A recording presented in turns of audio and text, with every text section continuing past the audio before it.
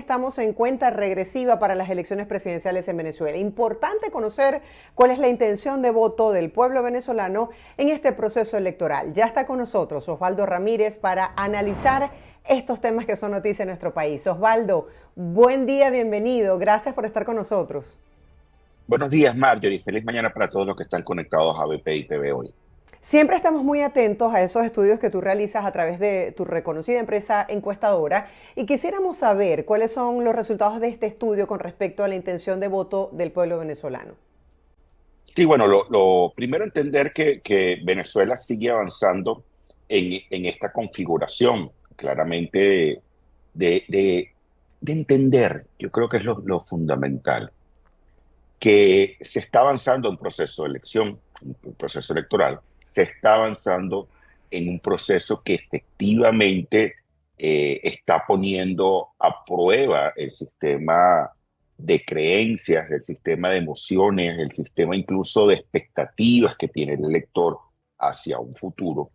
Y que además de ello, eh, mi impresión es que también está generando una situación bastante compleja de, de tratar de forzar madurez en algunos actores políticos. Esa madurez está enfocada, por una parte, en el reconocimiento de un liderazgo derivado de unas primarias y que luego este liderazgo termina apoyando al actual candidato de la unidad, de la oposición, y actores que efectivamente hacen vidas en partidos tienen que entender que claramente en este momento su rol es acompañar a ese candidato y no tratar de tener protagonismo propio, tratando de desplazar justamente ese liderazgo de la oposición. Y además el entendimiento de que el país entró en una especie de una situación, creo yo, de que puede permitir cambio político, pero que a la vez traiga de la mano un proceso de transición, de apertura para todos los actores políticos, de reinserción y de acompañamiento de facciones de poder que están hoy en el poder pensando en estar en el próximo gobierno. O sea, aquí existe una playa de expectativas, sigo aclarando, expectativas, y paso justamente a la primera lámina. En la primera lámina hemos venido conversando acerca de la intención de la gente de participar. Comienzo por indicar que la ficha técnica, esta encuesta fue realizada entre el 20 de abril y el 4 de mayo con una 1.142 muestras, una confianza de 95%, un margen de error de 2.5%. ¿Okay? Esta intención de participar en la elección presidencial hoy es cerca del 61.5%. Aquí estamos utilizando una escala distinta a la que tradicionalmente hemos presentado en el programa. Recordemos que en el programa hemos medido en una escala del 1 al 10, donde el 1 es absolutamente seguro que no votaré, el 10 es absolutamente seguro que yo votaré, ¿ok? Y generalmente ese definitivamente iré a votar está compuesto por el número 7, 8, 9 y 10, ¿ok? En una elección presidencial, me permito aclarar, o en una parlamentaria nacional. En el resto de las elecciones se comporta de una manera distinta. Eh, que si vemos esto en perspectiva, es entender que hemos estado observando que al menos 60% del país dice quiero estar montado en la elección, quiero participar, quiero votar, ¿ok? La Eh, participación y era lo esperado. mira, hay energía para llegar a más alto. Fíjate que tal vez vaya a votar y si tú le sumas a ese 61%, estás llegando a 74, 75%. Hemos tenido procesos electorales presidenciales con una participación inferior al 40%, como el caso del 2018.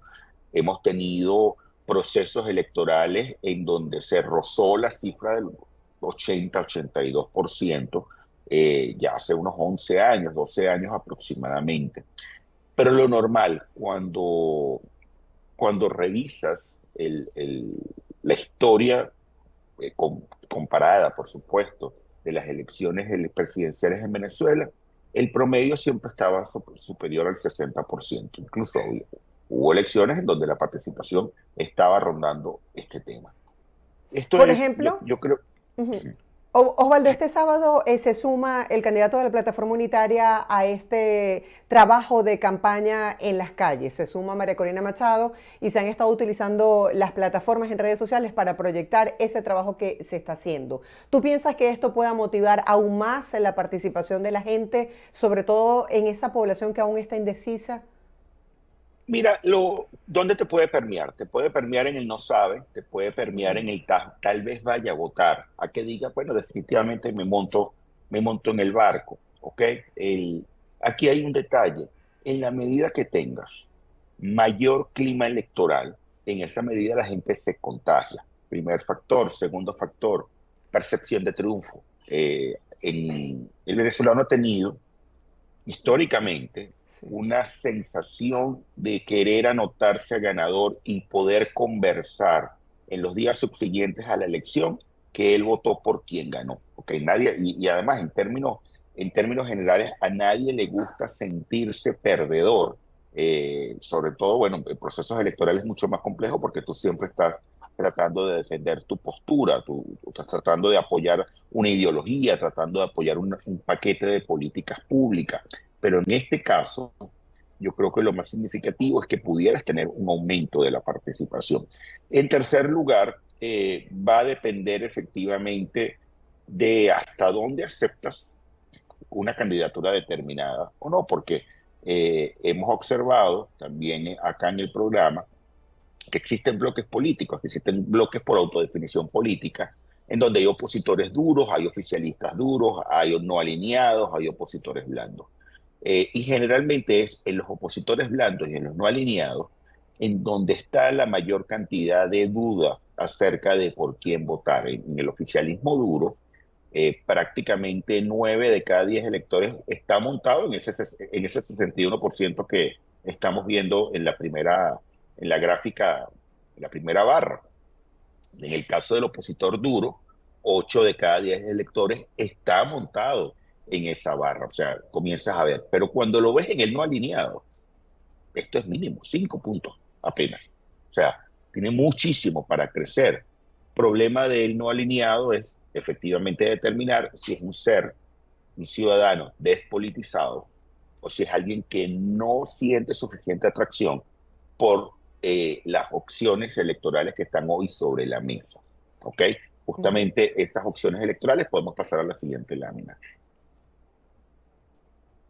Sí, importante conocer la intención de voto del venezolano y qué te ha parecido la estrategia de los comanditos. Si hasta ahora tú consideras que se va por buen camino, que pudiese ser efectiva. Mira, son dos cosas totalmente distintas, pero para parte de la misma, pero, o sea, con fines distintos. Vamos primero con la intención de voto. Esta intención de voto, la pregunta es si este domingo se realizaran elección presidencial en Venezuela, ¿por quién de estas personas votaría? Los nombres están dados, o sea, se le hace la lista completa de todos los candidatos registrados ante el Consejo Nacional Electoral. Recordemos que esta encuesta, el campo estuvo entre el 29 de abril y 4 de mayo, 1.142 muestras, 95% de confianza, 2.5 de error. ¿Ok? Edmundo González 51%, 51.7%, no sabe 17.4%, Nicolás Maduro 13.2%, no votaría ninguno de estas personas 9%, no contesta 3.8%, Benjamín Rauseo 1.4% y de allí hacia abajo prácticamente, incluso Benjamín Rauseo, todas estas personas dentro del error muestral. Cuando lo analizamos del lado derecho de sus pantallas, van a ver algunos cruces, primero por género, luego por generación, ¿ok? Luego por regiones y luego por clúster de autodefinición política. Obviamente, en el oficialismo, quien va a despuntar, obviamente, es Nicolás Maduro. En la oposición está despuntando Edmundo González de una manera significativa y fíjense como el caso de los no alineados, la mayoría, de hecho, está concentrada en no sabe, no vota, no ninguno de esos candidatos, esa barra de color gris y color negro que está allí, ¿ok? El, Hemos mostrado en otras ocasiones una intención de voto normalizada. ¿Qué significa normalizado? Que eliminamos el no sabe no votaría, no contesta, y ampliamos obviamente ese dato. La gente puede hacer el cálculo en su casa, va al normalizar ese 51% o ese 13%, le va a dar un número diferente. Y en este caso, además, estamos presentando sobre electores probables, es decir, no está cruzado por el elector que definitivamente irá a votar, que en otras ocasiones lo hemos presentado de esta manera. Esta es como la foto país en este momento, sin discriminar grado de intención de participación en la elección y sin normalizar la encuesta un poco para generar ese proceso de capital real que tiene cada uno de estos candidatos que hoy está enfrentándose. ¿Ok? Edmundo González prácticamente recogiendo, yo creo que esto es significativo decirlo, el dato de González en el mes de abril, 18 de abril termina esa encuesta, Edmundo González tenía 19%, Nicolás Maduro tenía 18%. Estos son datos de abril, ¿ok?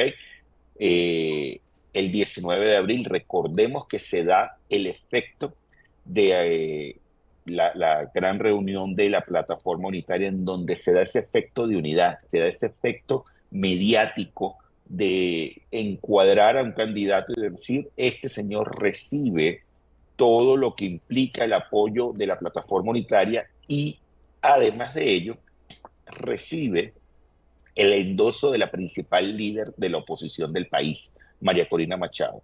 Y ese número, que estaba en 19% al 18 de abril, pasa a ser 52%. ¿Ok? Importante porque efectivamente sí estamos también observando un rol significativo del peso de las primarias del 22 de octubre, del peso de la legitimidad de origen y además de ello del peso de lo que implica un liderazgo consolidado en una persona, pero también respaldado por un conjunto de partidos políticos. Esto es significativo aclararlo. Me haces la pregunta de los comanditos. Mira, es el nombre que se le puso, que le pusieron a esta forma de organización. Es la realidad, lo que implica la capacidad de la gente de organizarse para una elección. Así como puedes verlo, pongo el ejemplo del oficialismo a través de la VC, ¿ok?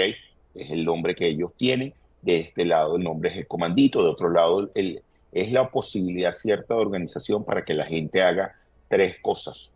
Primera, salir a convencer, salir a tocarle la puerta al vecino, decirle, mira, hay una elección, comunicar, informar, porque también en el marco de esta elección hay que recordar que sigue todavía el problema ligado a la capacidad de los candidatos de poder entrar en todos los medios de comunicación y poder esparcir su voz.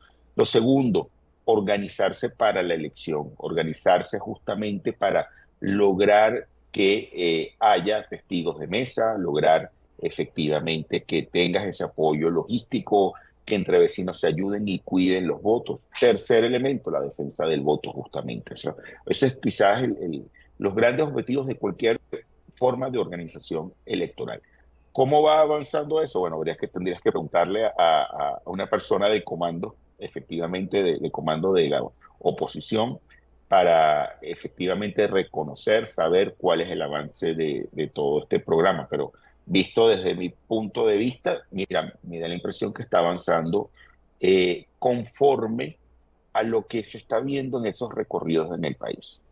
La gente tiene esperanza, la gente quiere votar, la gente está confiando.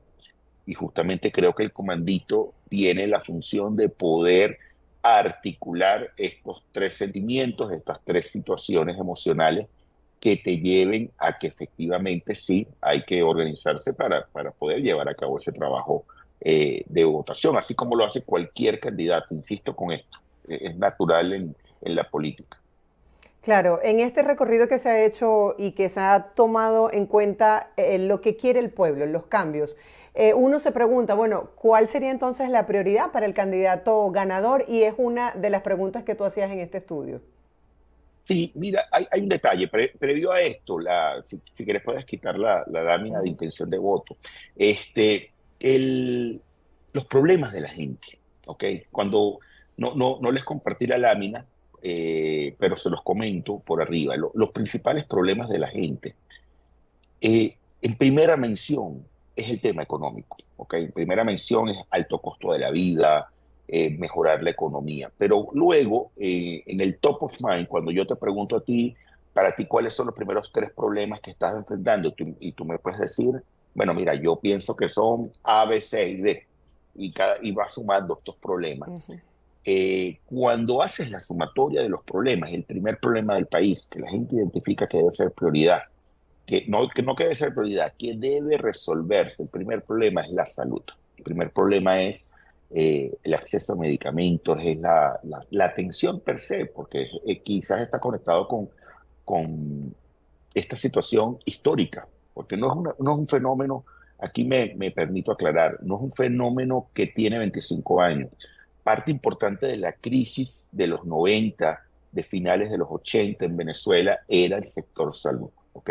Y es una de las grandes deudas históricas de los gobiernos en relación con los venezolanos. El segundo tema, en términos de problemas, era los salarios. Ujú. Mejórame los salarios, por favor. O sea, concéntrate en este tema. El tercero es la economía en general. El cuarto tema termina siendo la crisis de servicios públicos, principalmente concentrado en agua y electricidad, y el quinto es la educación. En función de esto, porque previamente preguntábamos, bueno, ¿cuál es tu problema? Le preguntamos a continuación, ¿cuál debe ser la prioridad para el nuevo gobierno, para un nuevo para el nuevo periodo presidencial? Fíjense que no hablamos de personas, no estamos hablando de cuál es la prioridad de fulano si gana fulano, o de fulana si gana fulano. Bueno, los fulanas no están participando. De prácticamente por los candidatos hombres en esta elección, se les cercenó el derecho a las mujeres, y esto es importante decirlo, de poder participar efectivamente y creo yo que darle la oportunidad también a muchas mujeres de ser candidatas presidenciales hubiera sido importante para el fortalecimiento del sistema democrático. Pero bueno, visto esto, justamente vamos a pasar a la lámina. La prioridad del próximo gobierno, la prioridad del presidente, termina la gente respondiendo, si quieres la puedes ponchar, por favor, Ujú. gracias, es mejorar la economía, 58.6%. Recordemos que esta encuesta fue hecha a campo el 30 de abril al 4 de mayo, 1.142 muestras, confiabilidad 95%, 2.5, el Frequency 58 de ORC Consultores. Segundo tema que debe atender, segunda prioridad, mejorar el sistema de salud, 10%, mejorar los salarios, 8.8, resolver la crisis de electricidad y agua, 8.2, ¿ok? Eh, Recuerden que lo comentaba previamente con cuáles eran los problemas de la gente. Y el primer problema en sumatoria, primera, segunda, tercera mención, era el tema de la salud. Seguido de salarios, seguido, por supuesto, del tema económico en general. Fíjense cómo si tú mejoras la economía por cascada, eventualmente tú puedes mejorar muchos de los otros aspectos que están allí presentes. ¿Ok? Reconciliar el país, tema importante, 3%. Mejorar todo en general, 2.3%. Mejorar el sistema de justicia, 1.8%. Combatir la delincuencia, 0.7%. Mejorar la educación, 0.45%. Los derechos humanos, 0.3%. Pero en el fondo es un país que te está gritando y te está diciendo, atiende lo económico, la economía primero. ¿Y qué implica economía? Esto es muy grande. Estabilización, baja inflación, eh, indicadores macroeconómicos importantes para que permitan la inversión nacional y extranjera que redunde efectivamente en un crecimiento del país y que permita también, obviamente, la mejoría de la calidad de vida como externalidad positiva de todo un conjunto de inversiones. Creo yo que aquí, y ojo, y esto es mucho más profundo porque tiene que ver cómo hacer competitivas a tus empresas nacionales en el extranjero, pero también cómo hacerlas competitivas entre ellas dentro del país y no que exista el monopolio de, bueno, una única marca de jabón de lavar ropa, por citar algún rubro específico donde pueda haber un monopolio, que no existe, pero que digamos que pudiera la gente estar pensando en ello. O sea, es entender que todo esto es una maquinaria muy compleja, muy compleja que implica realmente el ejercicio de poder tener una política económica que derive en una política fiscal, ingresos, gastos, impuestos, una política de endeudamiento, en una política, por supuesto, cambiaria y en una política monetaria que logre efectivamente tener el equilibrio necesario para que el país crezca. Y eso creo yo que es la máxima prioridad en función de lo que puede estar aspirando el venezolano.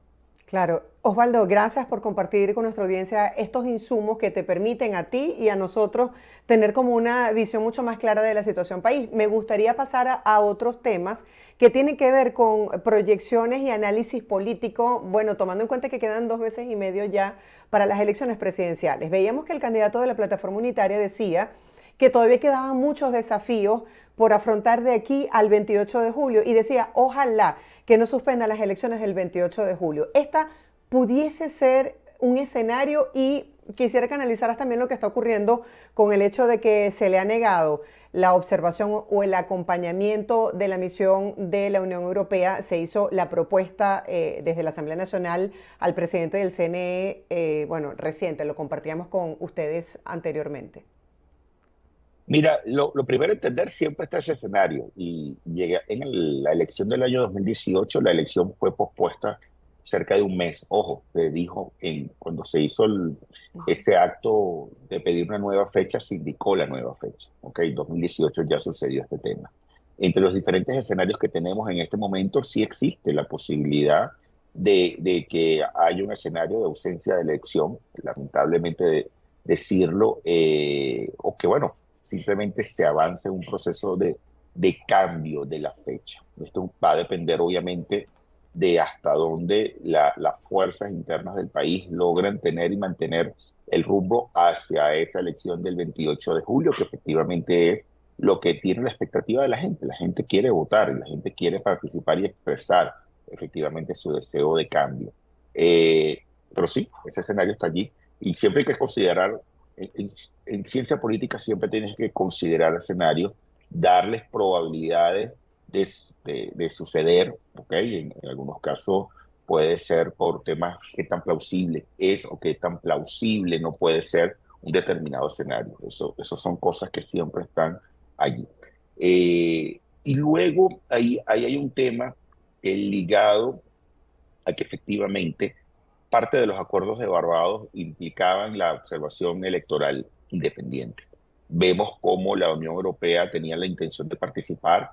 Uno de los problemas ligados a lo corto del cronograma era que efectivamente estas misiones de observación disponían de muy poco tiempo para instalarse en el país y efectivamente eran invitadas. En este caso de la Unión Europea termina arrastrando o utilizando como excusa la situación en la cual se levanta temporalmente las sanciones a su presidente, pero también a otros funcionarios que, vale aclarar, no son ya miembros del Consejo Nacional Electoral, son de la directiva anterior. Y en esto simplemente la Asamblea termina siendo el exhorto, bueno, la Unión Europea no. Habrá que ver si Centro Carter, que aparentemente tenía la intención de participar con una misión de observación, entre las otras diferentes, la Unión Africana, el grupo de expertos electorales de la ONU, prácticamente te pudieran venir a observar la elección. Pero si aquí no hay observación electoral independiente, sabemos muy bien que puede haber un conjunto de amenazas importantes sobre el día de la elección. Osvaldo, gracias por acompañarnos el día de hoy y compartirnos esta información fresquita, salida del horno prácticamente a nuestra audiencia. Gracias por estar con nosotros. Feliz semana. Feliz semana para ti también, Marjorie, y para todos los que se conectaron a BPI TV. Era Osvaldo Ramírez, analista político venezolano.